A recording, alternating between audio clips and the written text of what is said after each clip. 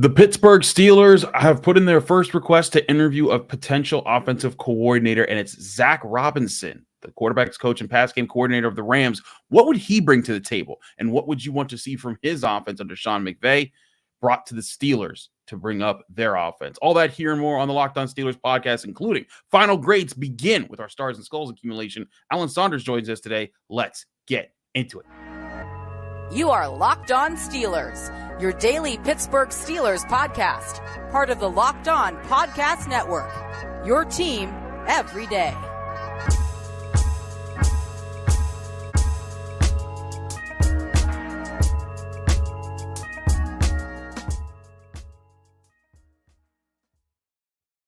Hello and welcome to the Locked On Steelers podcast. I'm your host, Chris Carter, bringing you your daily dose of all things of the Pittsburgh Steelers. As always, you can find the show in your favorite podcasting apps and on YouTube. Like this video if you enjoy it. Subscribe to this YouTube channel to get all of your daily Monday through Friday episodes, as well as our bonus content. We thank you for making us your first listen every day because we're your team every day. And today's episode is brought to you by FanDuel. FanDuel, make every moment more. Right now, new customers get $150 back in bonus bets guaranteed when you place a $5 bet. Visit FanDuel.com/lockedon to get started. More on them later. As I said before, we're joined by the man himself, Alan Saunders of SteelersNow.com. He's back on the show. We love having him on every Tuesday. Alan, big Steelers news as far as just getting the first insight. Everyone was waiting for the shoe to drop. When would they start putting in their interview request? That has now begun. They have now put in an official request to interview Rams quarterback coach and passing game coordinator Zac Robinson, who's been with the Rams for about 5 years now. He's a guy that kind of worked his way into being their quarterback's coach, was also their receivers coach. So he's worked with Kupp, he's worked with Woods, he's worked with Stafford, and he's been a part of that offense bringing to the table. What is your first reaction to Zac Robinson being their first interview to look at as far as bringing him into the organization? I'm pretty shocked that he's the first interview. He was a guy that we had on our list in terms of names, mostly because it seems like he's a very hot interview candidate this cycle. He already interviewed with the Bears. He's scheduled to interview with the New England Patriots today. He also had a request put in by the Las Vegas Raiders. It seemed like in terms of that McVay coaching tree, which has been really sought after around the NFL for a couple of years now, you've seen guys like Shane Waldron, guys like Zach Taylor have come out of that and gotten jobs other places. It sure seemed like if you were going to the McVay tree and looking for, okay, who's the next guy, Zac Robinson was the answer. But the reason I was so surprised is he just doesn't seem to fit the Steelers' typical MO. I mean, he's 37 years old. He's very young. It would be by far the youngest coordinator Mike Tomlin has ever hired. He does not have experience as an NFL play caller, which Tomlin said last Thursday that was a priority for him in finding someone to fill this job. And, it just doesn't seem like that's typically the way the Steelers do business.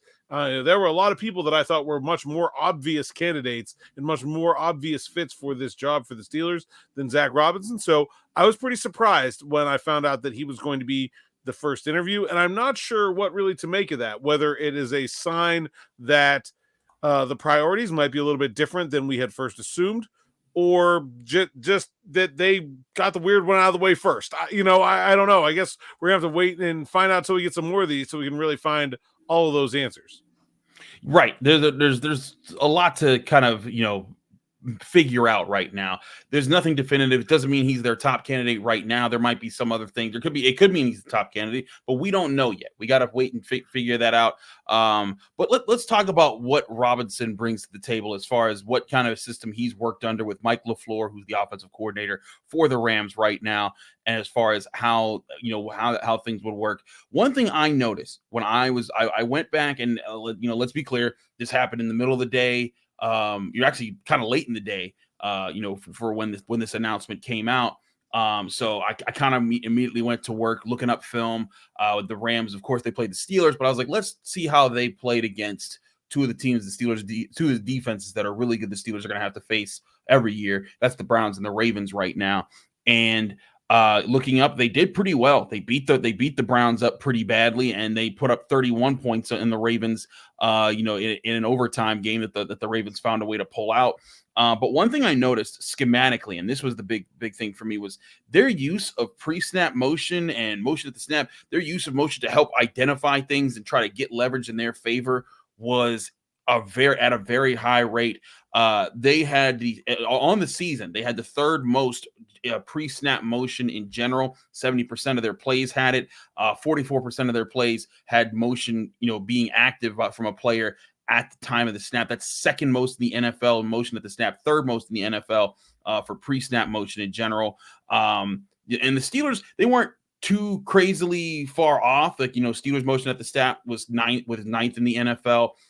Pre-snap motion total was 10th in the NFL. So they were in the top 10 in those usage. But one thing it seemed like this offense was able to do for the Rams was their motion identified things. Stafford was able to use that, calculate where teams were going. And already just looking at the two games with the Browns and the Ravens and trying to look at it from an all 22 aspect, you could tell he was using it. Okay, they're in zone, they're in man, we're going here, we have this counter plan. It seemed like every time it had a purpose to get something open, whereas with the Steelers, sometimes it just seemed like window dressing and it didn't do things. And that was something that you've talked about on this very show during the season, Alan.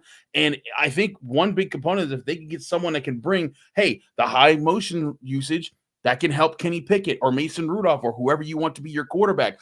But you want it to also be pointed to get the offense going in the right direction and use it for something. Yeah, I think the motion is an important part of what the Rams do. The other one for me is play action. And I think it's, I went up and looked at the play action for this year. So for Matt Stafford this year, 97 play action attempts, 1,013 yards. That's 11 yards per attempt. The three Steelers quarterbacks combined this year, 64 play action attempts, only 461 yards, 7.2 yards per attempt. So almost double.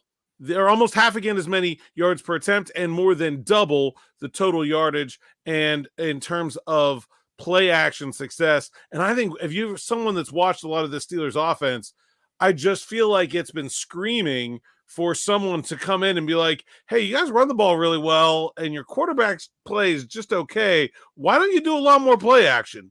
And I feel like that's something that's sort of going to be a free space for whichever person gets hired as the Steelers offensive coordinator. I don't think I'm doing any crazy in-depth analysis here. I assume anyone who's good enough to get this job can see what I'm seeing, but I think it certainly makes it easier to execute when you're talking about a guy who's come from a scheme that has been doing it at a high level.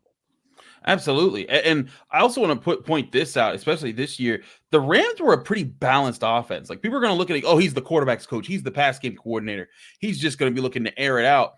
The Rams ranked 10th in passing yards, 11th in rushing yards.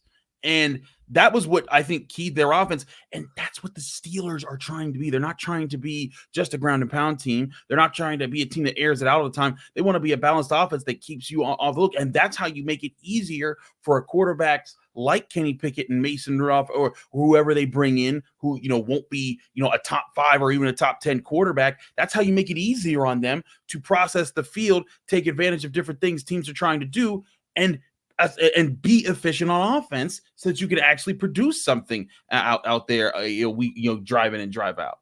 Yeah, I mean, that's why this offense has been sought after around the NFL. This is why everyone wants Sean McVay's disciples, right? It's not just because he's a handsome guy and he has crazy statistical recall and he's funny. Like this stuff works and everybody wants to get their hands on it. That's why 4 teams are interviewing a 37-year-old who's only been an NFL coach for 5 years.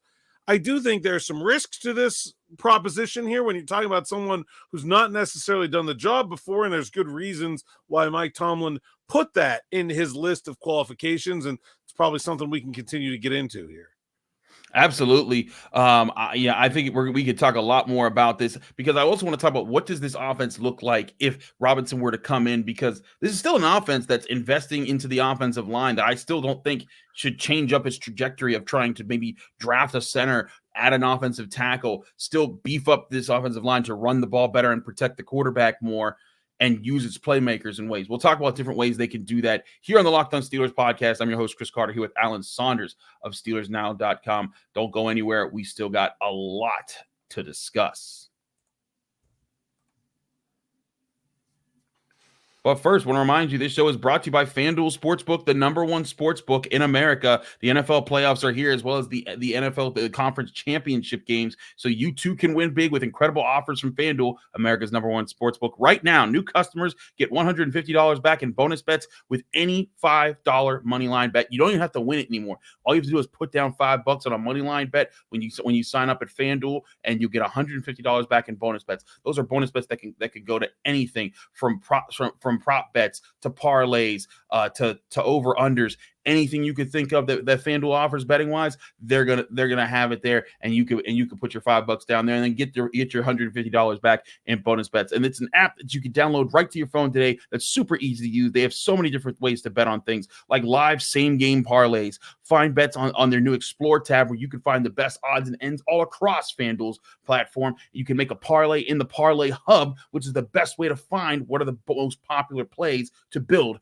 the ultimate parlays. So many ways to win. You got to try it right now at FanDuel, America's #1 sportsbook, whether it's spreads, player props, over unders, so much more. Go to FanDuel.com/lockedon to make your first bet a layup. That's FanDuel, official partner of the NFL.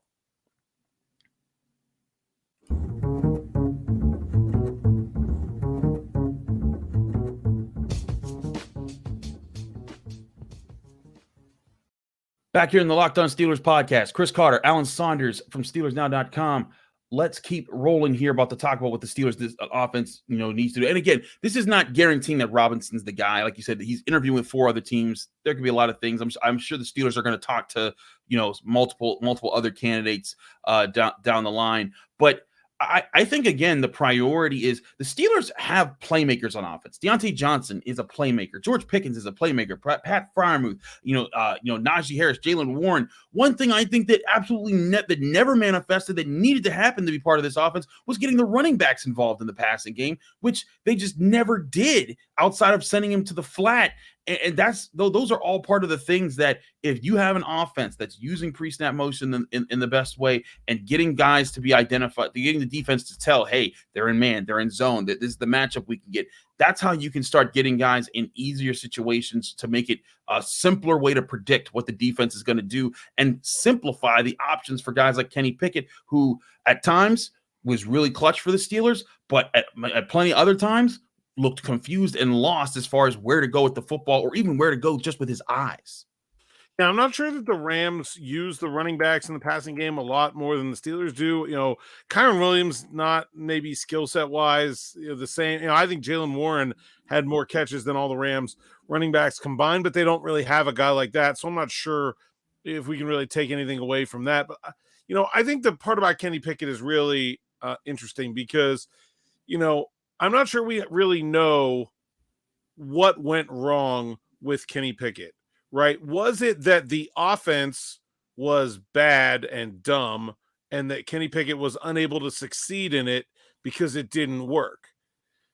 Or did Kenny Pickett just not get coached up in the right way to be able to learn the offense and do what he needs to do? And I think the fact that Mason Rudolph had some success makes me lean towards the second of those two things, right? And so, like, as much as this hire would be about Zac Robinson's scheme that he would be, assuming he would bring the McVay scheme to Pittsburgh, it's about the coaching of Kenny Pickett too. And I think that's probably the part where, looking at this from the outside, it's a lot harder to judge, right? I mean, he comes onto the scene. Matt Stafford is already a finished product. Like, it's not like we can credit him for the development of Matt Stafford. They've never had a developmental backup quarterback. It was John Wolford, and then it was Carson Wentz this year. Like, it's not like he was building up some younger guy. So, I mean, he was an NFL quarterback. I think that plays in his favor. He was a high-level college quarterback. He did do some coaching things. He worked with Mason Rudolph, among others, in helping them with their pre-draft prep in those years where he had an elbow injury, and that's why he left football at a pretty young age, and he was trying to get into coaching. That's one of the things that he was doing. But it's not like this is a person that has this long track record of developing successful quarterbacks. And so I think from the outside, I'm not saying he can't do it. I don't know. Maybe he'll be very good at it. But it's something that's very hard for us to evaluate, I think, how is he going to help Kenny Pickett? I don't know. I'm not sure we have the right answer to that question right now.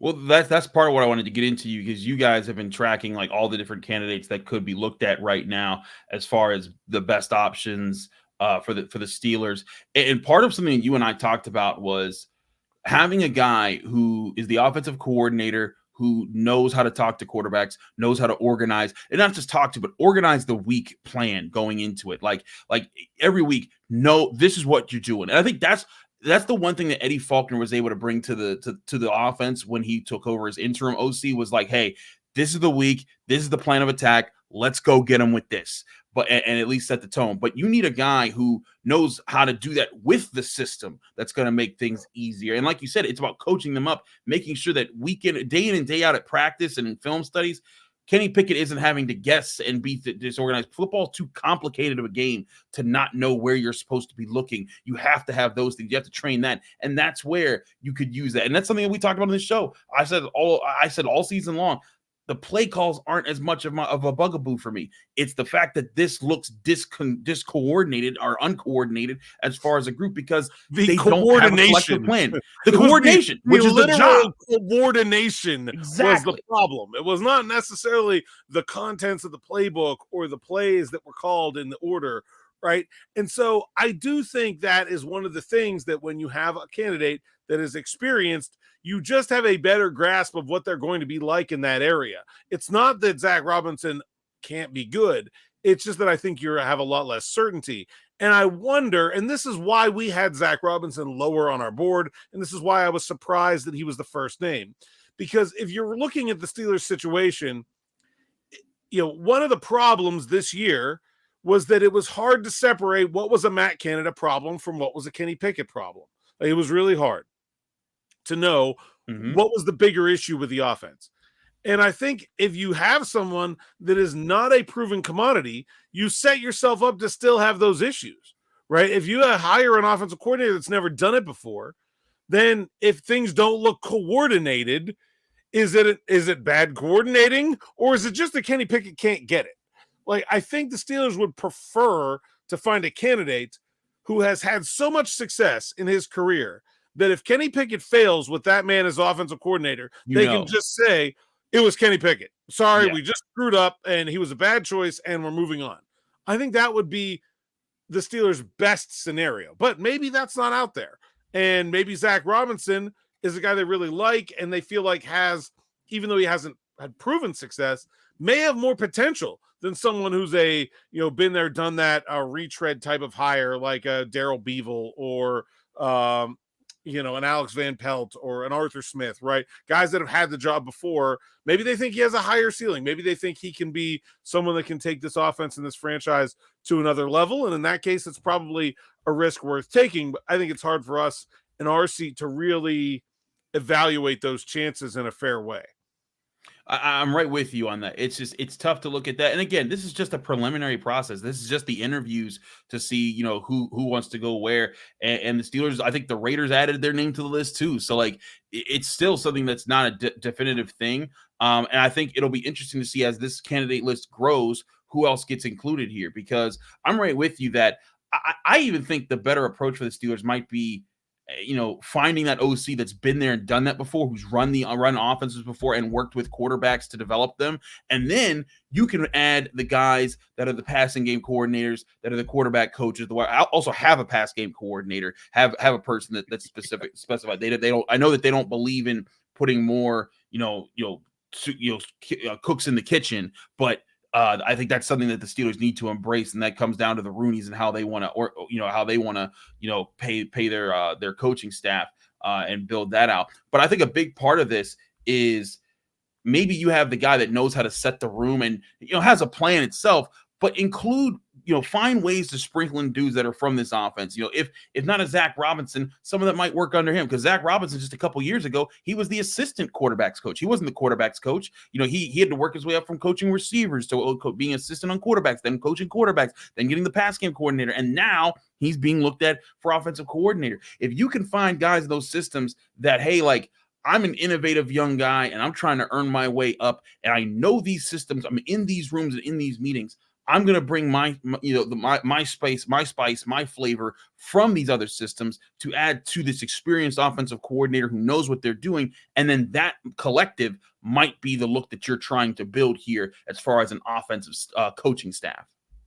I think that works. You can also do it the other way too. You can hire your Zac Robinson, and then you can try to find guy. Okay, well, all right. Well, so then we need a quarterbacks coach who just has a lot of experience, or we need to hire a senior offensive analyst, right? Let's go bring Frank Reich in if he doesn't get another job, right? Right. Let's go bring in someone who's done this for a long time at a high level. Look, it's a patronizing term, but to babysit, to be that person that has been there and done that, and make sure that this is going the way it's supposed to be going. I think it can work both ways. And I think there's a very good possibility that when you look at the board of candidates that we have, like 30 deep there at SteelersNow.com, it's right on the front page and in the menu bar, our OC candidate big board. I think there's a real chance we see two of those guys getting hired. The Steelers just did this, by the way, when they looked at general manager candidates. They hired Omar Khan, and then they had interviewed Andy Weidel to be the general manager, bring him back as the assistant general manager. I think it's very, very possible that we could see the Steelers bring in two of this group of people that we're talking about. So if you're going to go with one experienced guy and one up-and-coming guy, maybe you can work it either way.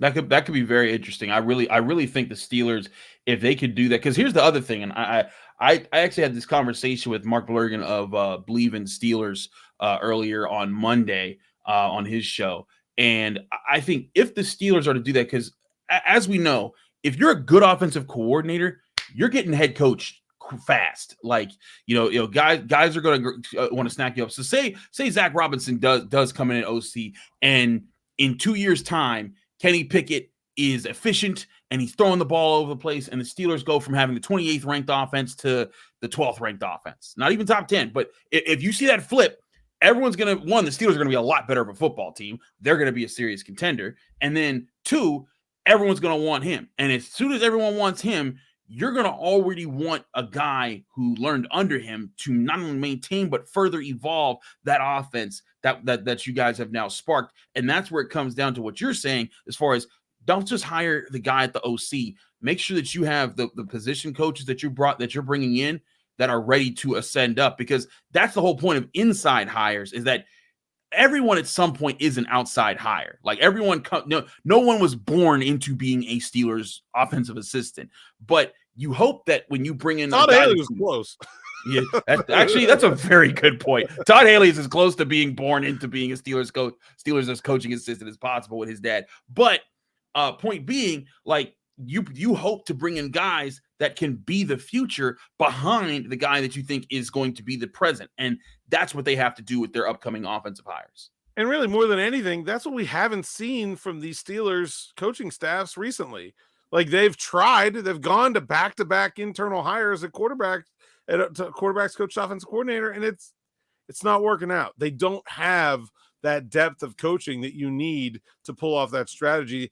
And whoever they hire as offensive coordinator, they're going to fix that too. Absolutely. We'll talk more about this as time goes on. We're going to have some locked on contributions as we go throughout the week, because Travis Rogers of Locked On Rams, who we actually did a show with this year for Crossover Thursday, he's going to send me his thoughts. We'll include that on tomorrow's episode as we keep talking about Zac Robinson and us, as well as other candidates that get talked to here by the Steelers during the process. But all year long, we've been doing stars and skulls. We've been looking at grades week by week. Now is the start of when we start to roll out our final grades for the season. We've got running backs and tight ends on the other side of this break. Where did your favorite running backs and tight ends of the Steelers rank with their final grades? We'll go over that here on the Locked On Steelers podcast right after this. But first, I want to talk to you about our great sponsors at Game Time. Buying tickets to your favorite events shouldn't be stressful. That's why Game Time is the fast and easy way to buy tickets to all your sports, music, comedy, and theater events near you. You can get killer deals on last-minute tickets and have a best price guarantee that can't be beat, so you can stop stressing over the tickets and start getting hyped for the fun that you're about to have. Download the Game Time app today or go to their website, gametime.co. When you download the app, it allows you to look right on your phone in real time, even if you're running up to an hour late to your event, and see what are the best tickets. Not just the best tickets as far as price-wise, but also the best views that are still available. So that way you're beating the scalpers because you're getting better prices than that, and you're beating the ticket booth because you're getting the better prices and you're getting the views to make sure you're not getting scammed out of getting picking bad seats just because you thought it was a great price. That's where Game Time is the best of both worlds. You get exclusive flash deals on anything, and that includes if you want to go to one of these conference championship games or a basketball game, a baseball game, hockey game, concerts, comedy theater events. Game Time is everywhere, and you got to be there to believe it. And the Game Time best price guarantee means that you'll always get the best price. If you get tickets from Game Time and then find tickets in the same section and row for less somewhere else, Game Time will credit you 110% of the difference of those prices. That's how confident Game Time is going to get you the best price. Snag the tickets without stress with Game Time. Download the Game Time app, create an account, and use code LOCKEDON for $20 off your first purchase, or go to the website gametime.co. Terms and conditions apply. Create an account, redeem code LOCKEDON for $20 off. Download Game Time today. Last minute tickets, lowest price guaranteed.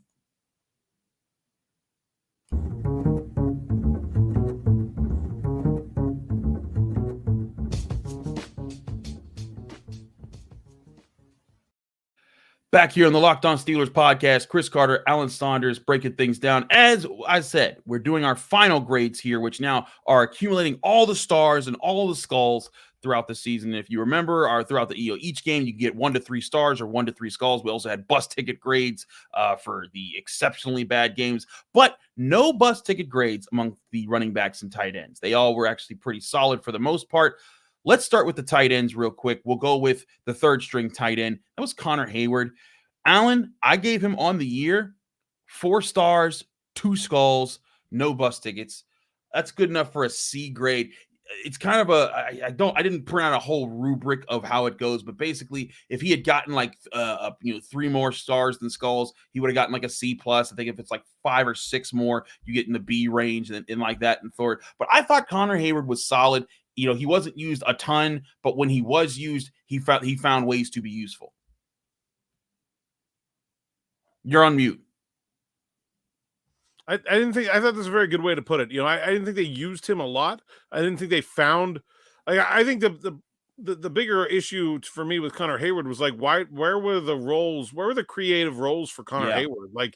More than what did Connor Heyward do when he got a chance to do his job? I thought he was fine. He has always been a guy with a very unique skill set. I'm not quite sure that they had the right game plan to unlock him to his fullest potential, but he has great hands. I thought he runs the ball well. I think that he had a solid season, so C's a pretty appropriate grade. I appreciate that. Moving right along, Darnell Washington, I gave him 8 stars and only 1 skull in the season.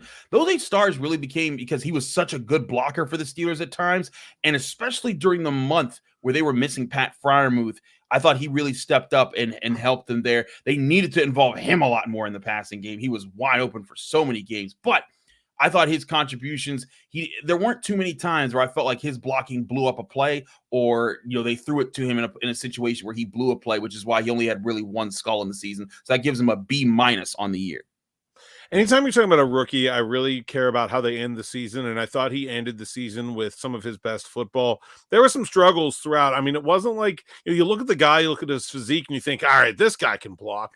And it wasn't like dominating. It was okay. Early in the year, they really had a hard time when they brought him in and they would go 2 tight end. Other teams would counter with heavier defenses and win, and they were not winning. I felt like a big difference at the end of the year, especially in those games against Baltimore and Seattle in week 17 and 18, when they went heavy, they won against heavy personnel. And a big part of that was the development throughout the course of the year of Darnell Washington as a more consistent blocker. He's always had the physical ability. I just think he got more consistent. I think Pat Freiermuth got better too. And I think we're going to talk about him next.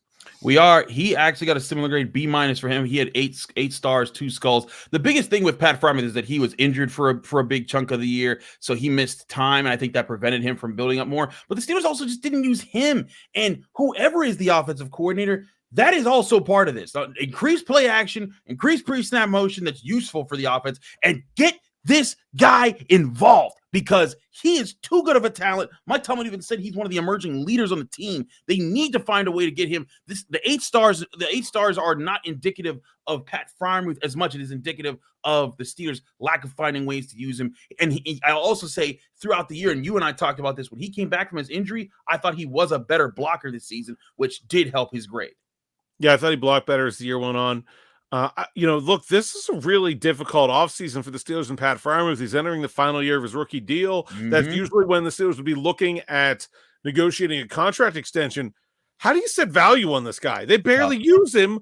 Like, real tough. I don't know. I think it's going to be a really difficult thing to do. If I'm Pat Freiermuth, I think I have a lot higher opinion of my own abilities than maybe the stats would lead you to believe. And I have a hard time saying he's wrong about that, but I don't know how that translates to dollars and cents on pen and paper in terms of an offer. We could be looking at one of these situations where we see a guy go in and actually play out the last year of his contract, just because I think he's so much better than the Steelers have been able to show on the field. And it's not really a lot of his fault. I do think his blocking struggled at the beginning of the year and got a lot better as the year went on. But, man, just as a receiver, he's so much more dangerous than they've allowed him to be. And I think it's really put them in a tough spot when we're talking about him and his future with the team. I agree. That's why I didn't. It's not a harsh grade. B- isn't a reflection as much as the Steelers need to use him more. Let's get to the running backs though, and there were only 2 running backs to grade because that's all they really used all year. They graded pretty high. We'll start with Jaylen Warren. On the season, I gave him 19 stars, only 2 skulls. Of course, no bus tickets. That's good enough for an A- by our scales. To show what he did. I thought Jaylen Warren, there were some games down late in the game. I think like in that Ravens game when he fumbled the ball, that's where you saw like you want a Najee Harris to kind of be able to take over games. But his explosiveness, his ability to create after contact, the change of pace. I continue to say this: the Steelers might have the best 1-2 running back punch in the NFL, and Jaylen Warren is literally a huge part of it. I keep saying this, but I mean, build the whole airplane out of Jaylen Warren. Just like you cannot ask for more from a football player in terms of his effort, his intensity, his love for the game, how hard he plays. He never quits on any play. I just think he's a perfect Pittsburgh Steeler. I think it's probably been oversaid in some instances about like he's been better than Najee Harris on a per rush basis consistently over his 2 seasons, and even better this year than he was last year. I think they're just a group that works better together than they would either of them separately. I think the key for the Steelers is figuring out, like you said in that Ravens game, oh, hey, it's just not Jalen's day. Let's go to Najee. If you remember earlier in the year, there was a game at Cleveland where it was clearly Jalen's day, and it was still Najee running the ball late in the game, getting stuffed and forcing the Steelers to punt the ball away. I think that is the key. They have a great partnership. I think the Steelers can do a better job of maximizing what they get out of that 1-2 punch than they did this year. Absolutely. And Najee Harris's final grade, very similar to Jaylen Warren's. I gave him 21 stars, 3 skulls, also good for an A- grade. I mean, A- is from your running backs rooms collectively. That's a very good sign. And also when you consider the tight ends we threw in here, you got 2 B-, and at worst it was a C, and the C is just because Connor Heyward just wasn't used that much. This is also part of what I would challenge whoever the Steelers' next offensive coordinator is to find more creative ways to get these guys involved, because these are big bodies who can be tough matchup challenges for defenses. If you bring them out there and you spread them out, I think you can get the running backs more involved in the passing game, but also the tight ends more involved in the passing game. Connor Heyward can make some tough catches and run hard. Darnell Washington, I know that he's still working on his route running, but he has the frame to be very dangerous and the strength and the speed to be very dangerous, as well as Pat Freiermuth. I think that's why I wanted to include these grades with this episode, because I think that getting them involved is going to be huge. Najee Harris finished with the 4th most 15-plus yard runs in the NFL, tied with Raheem Mostert, who he also tied with broken tackles on the season. I think that was 7th most in the NFL. But I think both him and Jaylen Warren A-minuses this year. And again, that's without a finished offensive line. We'll do offensive line grades at some point over the next couple of weeks here as we're rolling out, positions by positions. But if you get these two guys, a serious offensive line, I mean, a really good center, one more tackle, and the guards and Broderick Jones keep progressing together well with those two new additions, this could be an extremely dangerous group. And it's the thing that I think there are some people that I saw on Twitter and saying like, oh, the Steelers team is very far away from contention, and I'm okay. They're far away in that the things that they don't have are hard to find. Really good offensive coordinators and really good quarterback play. Yeah, but they have a lot of the rest of it. Like it's not like they are a team without talent. They're a team without consistent talent and very important areas, but like, who has better running backs than the Steelers? Really? It's a good question. Maybe like Miami. I don't know. Like just Christian McCaffrey and literally anyone. You can make that argument, I guess, but like it's a solid strength. That's for sure. Absolutely. Those are our grades. Let us know what you thought of our grades of the tight ends and Steelers running backs. We'll have more on the other positions moving forward. Alan Saunders, thanks so much for joining us here to talk about the first OC interview candidate and Zac Robinson. We'll have more on Robinson on this show throughout the week as we learn more, and also new candidates that roll in. But Alan, let people that can find you, follow you, and get more of your work. At @Saunders_PGH on Twitter, PGH Steelers Now, sites account, SteelersNow.com. We got our OC big board up there. We got Nick Farabaugh breaking down Zac Robinson. I'm probably going to write up today about some combination guys where if you bring in a coordinator, does he have a ready-made quarterback to come with him? Ooh, I like the thoughts of that. Check that all at SteelersNow.com for all their great work there. Alan, thank you. And thank you all for tuning into the Locked On Steelers podcast. We are here always on your favorite podcasting apps and on YouTube. Like this video if you enjoy it. Subscribe to this channel to get all of our daily Monday through Friday episodes that we talk about your Pittsburgh Steelers here. I'm Chris Carter. Follow me on Twitter and Instagram at Carter Critiques. Read my work at the Pittsburgh Post-Gazette, post-gazette.com. Back tomorrow with more on your Pittsburgh Steelers right here on the Locked On Steelers podcast.